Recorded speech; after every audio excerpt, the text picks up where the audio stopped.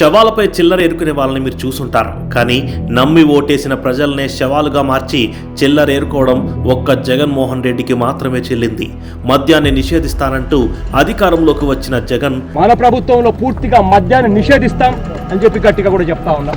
ఆ మద్యం ఆదాయం కోసం చేసిన తప్పులు, తీసిన ప్రాణాల గురించి తెలిస్తే మనిషి అన్నవాడి రక్తం మరగకుండా ఉండదు. తిరుమల శ్రీవారి ప్రసాదంలోనే నెయ్యి కల్తీ చేసిన ఈ పాపాత్ముడికి సామాన్యులు తాగే మద్యం కల్తీ చేయడం ఒక లెక్క. వైసీపీ ప్రభుత్వ హయాంలో జరిగిన మద్యం కుంభకోణం ఆంధ్రప్రదేశ్ చరిత్రలోనే ఒక చీకటి అధ్యాయం.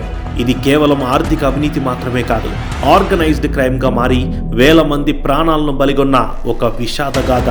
వైసీపీ ప్రభుత్వం అధికారం చేపట్టిన తర్వాత ప్రైవేట్ మద్యం దుకాణాలను రద్దు చేసి ప్రభుత్వమే నేరుగా అమ్మకాలు చేపట్టింది. జాతీయ స్థాయిలో పేరున్న బ్రాండ్లను ఉద్దేశపూర్వకంగా పక్కన పెట్టి సామాన్యులకు పరిచయం లేని కొత్త బ్రాండ్లను మార్కెట్లోకి ప్రవేశపెట్టారు.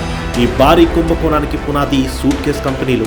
కేవలం కాగితాల మీద మాత్రమే ఉండే కొన్ని డమ్మీ సంస్థలు, అధికార పార్టీ నేతలకు బినామీలుగా ఉన్న వ్యక్తుల పేరుతో కొత్త డిస్టిలరీ లైసెన్సులు జారీ అయ్యాయి. President medal, governor reserve, boom boom beer వంటి వింత వింత పేర్లతో మద్యం మార్కెట్లోకి వచ్చి పడింది. ఈ కంపెనీల నుండి వచ్చే ఆదాయం ప్రభుత్వ ఖజానాకు కాకుండా నేరుగా జగన్ రెడ్డి జేబులోకి వెళ్లేలా ప్రణాళికలు సిద్ధం చేశారు.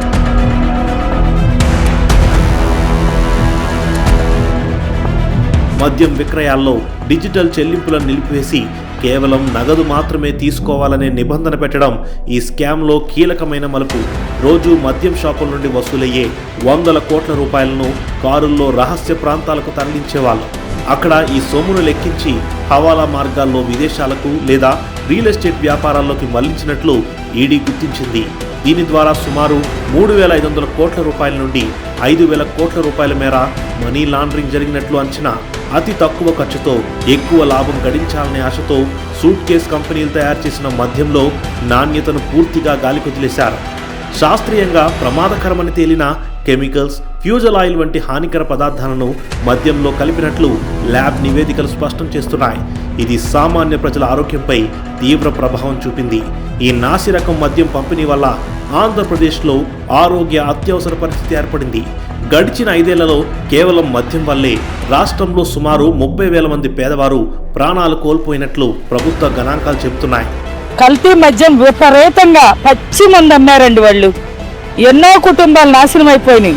ఎంతమంది ఆడవాళ్ళ తాళిబొట్లు తెగిపోయినాయి. శవాల మీద పేలాలు ఏరుకున్నారు చూడండి, ఆ టైప్ లో చేశాడు జగన్మోహన్ రెడ్డి పరిపాలన. ఈ రోజు ఎంతమంది ఆడపడుచు తాళిలు తెగిపోయండి ఈ చీప్ లిక్కర్ వల్ల. ఎక్కడ పడితే అక్కడ కల్తీ బ్యాందీలు వాళ్ళు ఇష్టం వచ్చినట్టు చేశారండి. ఈ జగన్ మమ్మల్ని ముంచేశారండి. మా తాళ్ళు తెగినప్పుడు ఆ తాళ్ళు ఎప్పుడు తెగిపోతాయి అనండి. 2014-19 మధ్య లివర్ పేషెంట్ల సంఖ్య 14,026 ఉంటే వైసీపీ ప్రభుత్వంలో అది 29,369కి చేరింది. న్యూరో పేషెంట్ల సంఖ్య 1,276 నుండి 12,663కి పెరిగింది. కిడ్నీ బాధితుల సంఖ్య 49,000 నుండి 90,000కు పైగా పెరిగింది. ముఖ్యంగా 30 నుండి 45 ఏళ్ల మధ్య వయసున్న యువకులు ప్రాణాలు కోల్పోవడంతో వేల కుటుంబాలు వీధిన పడ్డాయి.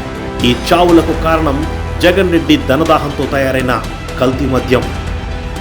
వేలాది కుటుంబాల్లో విషాదాన్ని నింపిన ఈ పాపానికి ఫలితం జగన్ రెడ్డి అనుభవించక తప్పదు.